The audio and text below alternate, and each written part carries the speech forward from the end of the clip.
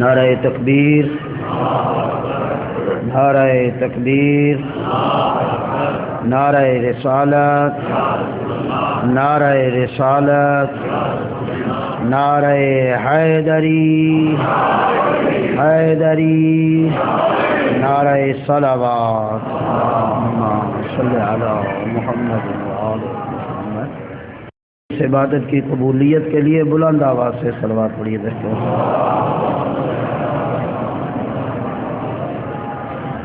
اپنے تمام مرحومین کی مغفرت و بخشش کے لیے خصوصاً اقبال حسین صاحب اور پروفیسر ان کے والد اور پروفیسر سے مختار حسین بخاری کے والدین کے لیے بھی ان کی مغفرت و بخشش کے لیے بلند آواز سے صلوات پڑھیے صلی اللہ علیہ وسلم۔ اپنے تمام مریضوں کی شفا یابی کے لیے بھی بلند آواز سے صلوات صلی اللہ علیہ وسلم۔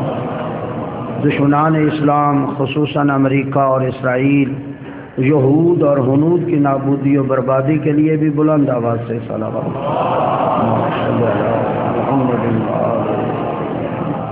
مقامات مقدسہ شاعر اللہ کی حفاظت کے لیے بھی بلند آواز سے صلوات پڑھی۔ علماء اعلام مراج اسلام امام زمانہ کی صحت و تندرستی، سلامتی، عافیت اور آپ کے تعجیل ظہور کے لیے بھی بلند آواز سے صلوات۔ اللہم صلی علی محمد وآل محمد۔ اعوذ باللہ من الشیطان الرجیم، بسم اللہ الرحمن الرحیم۔ الحمد للہ رب العالمین والعاقبۃ للمتقین وجنۃ للموحدین المؤمنین المطیعین العارفین الکاملین والنار للمعاندین المخالفین المخاصمین المنکرین العاصین الحاسدین، ثم الصلاة والسلام علی انبیائہ والمرسلین، خصوصاً سید الاولین والآخرین، سید العرب والعجم، سیدنا نبینا شفیع ذنوبنا حبیب قلوبنا طبیب نفوسنا ابی القاسم محمد، اللہم صلی علی وعلی آل بیتہ الطیبین الطاہرین المعصومین المنتخبین المنتجبین من یومنا ھذا الی یوم الدین و بعد یوم الدین، ولعنۃ الدائمۃ الابدیہ علی اعدائہم ملعونین اجمعین من اول یوم العداوۃ الی یوم الآخر و بعد یوم الآخر، اما بعد فقد قال اللہ تعالی فی کتابہ المجید و فرقانہ الحمید وهو أصدق الصادقين قوله الحق۔ بسم الله الرحمن الرحيم، يا أيها الذين آمنوا اتقوا الله وابتغوا إليه الوسيلة وجاهدوا في سبيله لعلكم تفلحون۔ صلوات پڑھیے دیکھ کے محمد وآل محمد۔ حاضرین محترم، سامعین معظم، قرآن مجید فرقان حمید کی مشہور و معروف سورہ ہے سورہ مائدہ، 5ویں سورہ ہے قرآن مجید کی اور 6واں پارہ ہے۔ اس کی آیہ مجیدہ آپ کے سامنے عنوان مجالس کے طور پر تلاوت کی ہے، جس میں اللہ رب العزت کا یہ ارشاد ہے، یا ایھا الذین آمنوا اتقوا اللہ، اے صاحبان ایمان اللہ سے ڈرو، وابتغوا الیہ الوسیلہ، اور اس تک پہنچنے کے لیے وسیلہ تلاش کرو، وجاہدوا فی سبیلہ، اور اس کے راستے میں جہاد کرو، لعلکم تفلحون، تاکہ شاید تم نجات پا جاؤ۔ انشاءاللہ معروضات ان ایام میں آپ کی خدمت میں اسی آیہ مجیدہ کے ذیل میں پیش ہوں گی۔ فقط تقاضا یہ ہے کہ محبت فرمائیے گا جس طرح ہمیشہ محبت فرماتے ہیں۔ خدا آپ لوگوں کو سلامت رکھے، اللہ آپ لوگوں کو محفوظ فرمائے، آپ کے تمام مرحومین کو جوار عائمہ میں جگہ عطا فرمائے، اور خصوصاً ان حضرات کو بھی جن کے لیے یہاں کہا گیا ہے۔ خطاب یا ایھا الذین آمنوا اتقوا اللہ، ہر انسان سے اللہ نے یہاں خطاب نہیں کیا، ہر انسان کو اللہ یہاں مخاطب نہیں ہے۔ یہ خطاب جو ہو رہا ہے فقط صاحبان ایمان سے ہے۔ یا ایھا الذین آمنوا، اے وہ لوگوں جو ایمان لائے ہو، ایماندار لوگوں سے خطاب ہے۔ تو معلوم ہوتا ہے جو بات آگے جا کے کہی جانی ہے اس کا تعلق صاحبان ایمان سے ہے، یعنی ان لوگوں سے تعلق نہیں ہے جو ایمان سے وابستہ نہیں۔ ایمان سے وابستہ لوگوں کے لیے یہ کہا جا رہا ہے صاحبان ایمان اللہ سے ڈرو اور اللہ تک پہنچنے کے لیے وسیلہ تلاش کرو۔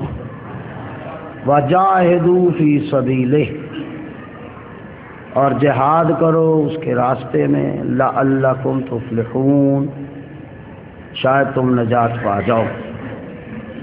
ظاہر ہے گفتگو تو آگے چلے گی، لیکن میں آخری جملے پہ ایک بات کہنا چاہتا ہوں، لعلکم تفلحون،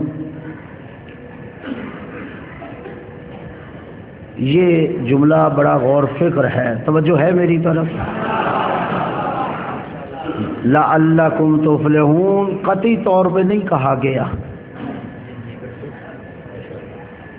یقینی طور پہ نجات کے لیے یہاں نہیں کہا گیا، قطعی طور پہ نہیں کہا گیا، بلکہ لعلکم، علماء میرے محترم احباب بزرگان ساتھی یہاں موجود ہیں، قبلہ قاسم صاحب بھی بیٹھے ہیں، قبلہ صاحب بھی بیٹھے ہیں، اور احباب بھی ساتھی بیٹھے ہیں، آپ جانتے ہیں اور یقیناً مجھ سے زیادہ ماشاءاللہ آشنائی اور ان مطالب سے واقف ہیں کہ نجات ہر انسان کی خواہش ہے، ہر انسان یہ چاہتا ہے وہ نجات یافتہ ہو جائے، اور خصوصاً توحید پرست، خصوصاً اسلام کو قبول کرنے والا، خصوصاً ایمان رکھنے والا، اس کی تو آخری تمنا ہی نجات ہے۔ وہ سارے دین پر عمل اسی لیے کر رہا ہے تاکہ نجات پا جائے، لیکن یہاں اللہ نے آخر میں کہا لعلکم تفلحون، شاید تم نجات پا جاؤ، تاکہ کوئی انسان اپنی عبادت پہ گھمنڈ نہ کرے، اس کے اندر تکبر پیدا نہ ہو جائے کہ میں نے اتنی نمازیں پڑھ لی اب میرے لیے نجات یقینی ہے، میں نے اتنے روزے رکھ لیے اب میرے لیے نجات یقینی ہے، میں نے اتنے حج کر لیے اب میرے لیے نجات یقینی ہے، میں نے اتنی عبادات انجام دے لی اب میرے لیے نجات یقینی ہے۔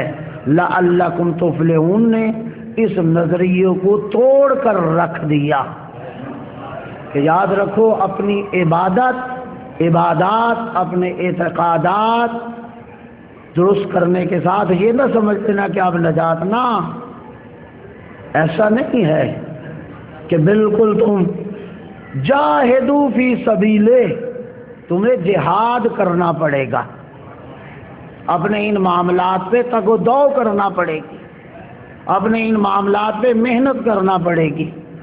اب جو بھی پیچھے سلسلہ شروع ہے یا ایھا الذین آمنوا، اے صاحبان ایمان، تو شرط تو یہاں ہو گئی، موجود ہے بات کہ صاحبان ایمان انہیں کہا جا رہا ہے جن کے اندر ایمان موجود ہے۔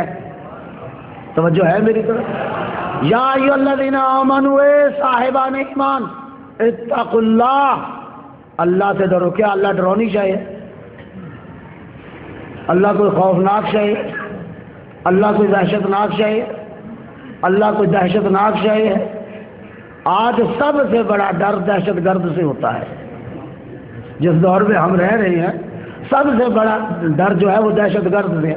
کیا لا یعوذ باللہ کہہ دیا جائے اللہ دہشت گرد ہے کہ اللہ سے ڈرو؟